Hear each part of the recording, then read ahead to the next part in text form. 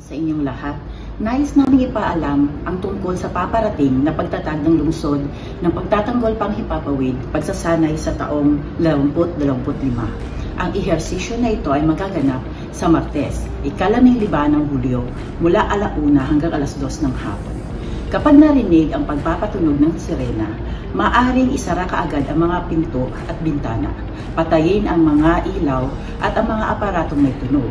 Makikipagtulungan po tayo sa tagubilin na ihinto ang mga sasakyan at lumikas sa pinakamalapit na pagsasalakay panghimpapawid na kanlungan. Kailangan sundin natin lahat ng patnubay ng pulisya at ang mga tauhan ng pagtatagol sibil. Ang hindi sumunod pagkatapos ng payuhan ay maaaring maharap sa multa mula 30,000 hanggang sa 150,000 ayon sa Artikulo 25 ng Batas Pagtatanggol Sibil. Magtulungan tayong lahat sa pagsasanay na ito upang mapangalagaan ang ating mga minamahal na tahanan. Ang pamahalaan ng lungsod ng Miami ay nagmamalasakit sa inyo.